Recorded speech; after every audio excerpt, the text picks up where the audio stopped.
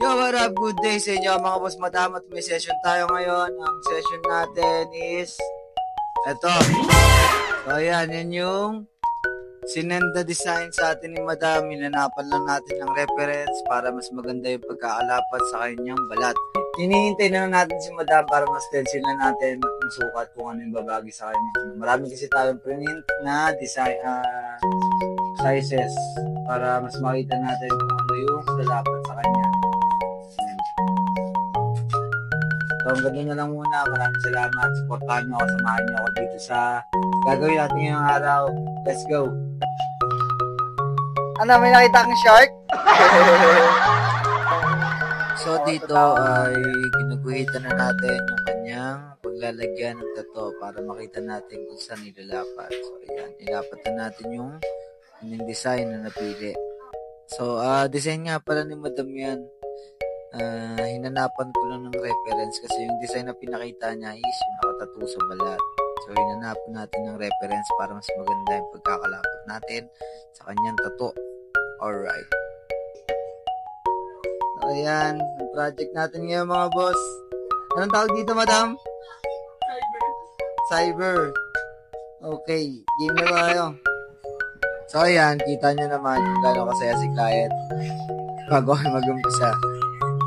Kasi para daw siyang nabibigla sa kanyang paglalagyan ng tato. Pero nakahabmak siya. Aray ko.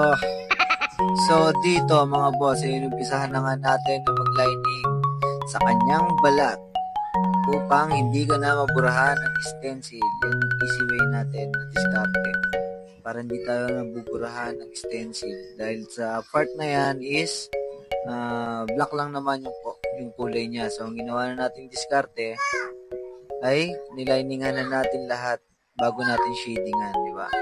So ayan, tulad niyan, sabi ko nga, inuna ko muna mag-lining bago mag-shading para focus na lang tayo sa shading kapag tapos na tayo mag-lining. So ayan dyan, sa part na yan is naliningan na natin lahat, so focus na lang talaga tayo sa pag-shade.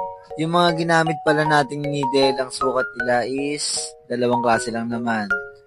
5RL and 15RL. Dito nga pala sa mga part na to is habang nag-shading tayo, hindi natin alam si madam ay tinutulugan lang pala tayo. So ayan no. Hagod lang tayo ng hagod pero tinutulugan lang tayo ni madam. Wow. Grabe ang tibay mo madam.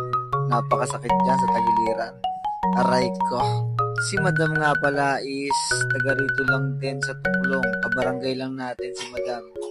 So, yung dating artist niya daw is taga-Pasay pa. So, naghanap siya ng mas malapit na artist. At ako yung napili ni madam na magtato sa kanyang balat. Yahoo! Kaya maraming salamat sa mga boss madam natin na nagtitiwala na magpatato sa atin. Thank you. Dumadayo pa sila dito sa ating studio. Maraming salamat sa inyo palagi. Makakabawi rin ako sa inyo sa suporta niya. Salamat! At dito ay tapos na pala tayo magtato. So ayan yung final na nagawa natin kay madam. Ayan. Alright. So muli, ako nga pala si Ayub, tattoo artist from Kawit, Cavite. Para sa mga gusto magpatato, maaari lamang po kayo mag-message sa aking Facebook account, Jobenham Tig. Always on the go, anytime, anywhere. Thank you sa suporta mga bossing. Yahoo!